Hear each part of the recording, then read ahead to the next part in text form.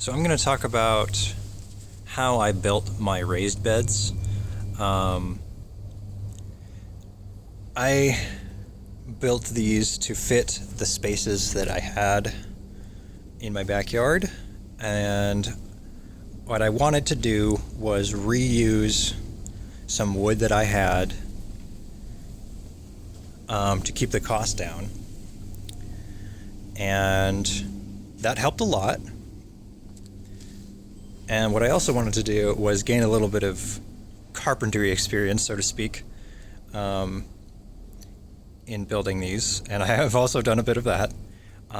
So what I ended up doing is this board and a few others are pieces of a desktop that I've had for a while from IKEA, and we just had to cut them with a reciprocating saw, and now we have a bunch of boards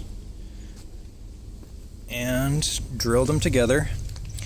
And I also found that, especially after COVID began, that wood prices began to change.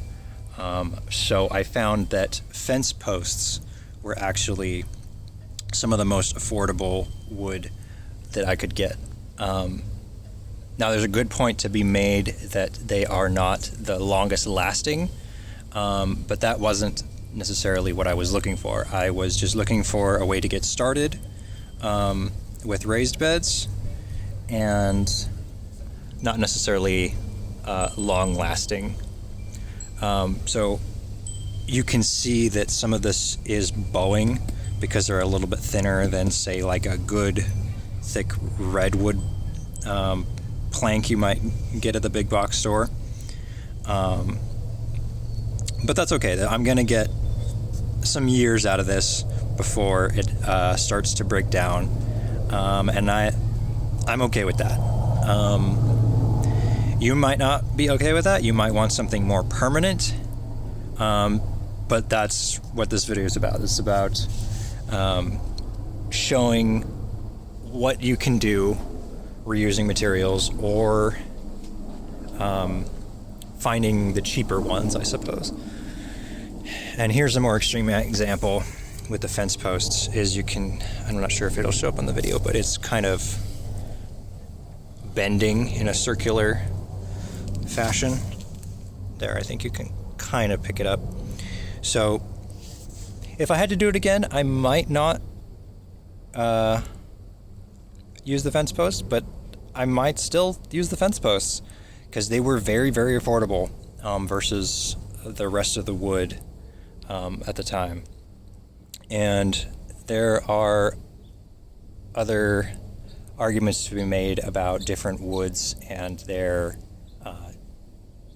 chemical treatments. That is something I would keep an eye on, because you might not want to use woods that have been treated with certain chemicals in your garden. But I've also heard like counter arguments that it's not going to affect things much, but I haven't researched it heavily. So if that's something you're concerned about, I would do your own research and make sure that you're comfortable with the wood that you're using. These boards here I had built a Zen garden in the backyard with a bunch of pebbles and a big old frame. I'll include a picture if I have one. But I decided that it was time to let go of the Zen garden because I wanted to do actual gardening. So I repurposed the frame and put it all together in a raised bed. And I mentioned my carpentry skills. We're a little bit janky in this. We put the corners back on the frames and got some screws in here. So there's even some wood filler and some wood glue used throughout these various projects. So it's not perfect, but I definitely learned a lot building these. So in the future, when I build more, they are going to be that much better for the experience I gained here.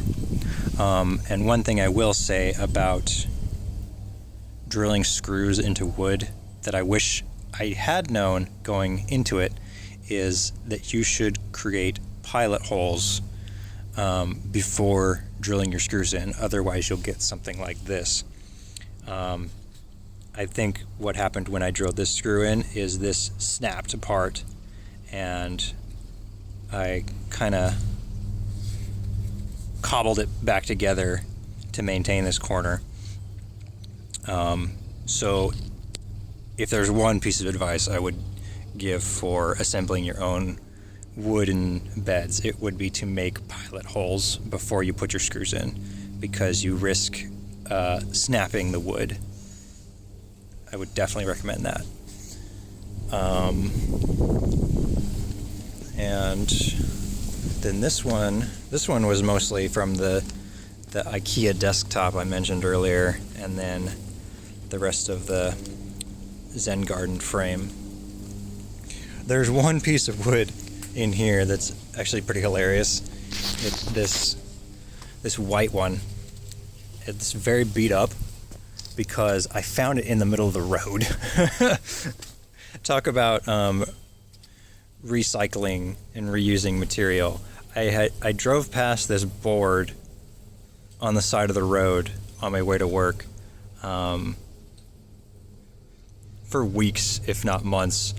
And then when I was thinking about like how to do this raised bed project on the more affordable side, because wood was getting so expensive, I thought about this plank because it was in my head. I'm like, you know what? I could just stop and pick up that piece of wood. And so I did, and it was all cracked up. So I put some wood glue in it, and it was actually the perfect length for this spot when I included the fence posts for the other sides of it. So that's just another example of attempting to be resourceful and reusing stuff around you. So yeah, those are just some thoughts and ideas and little stories about how I built my raised beds for affordable and in some cases free and cheap, and learned a lot doing it. So if that's something or a direction that you want to go, I hope some of that helped in developing your ideas for your raised beds.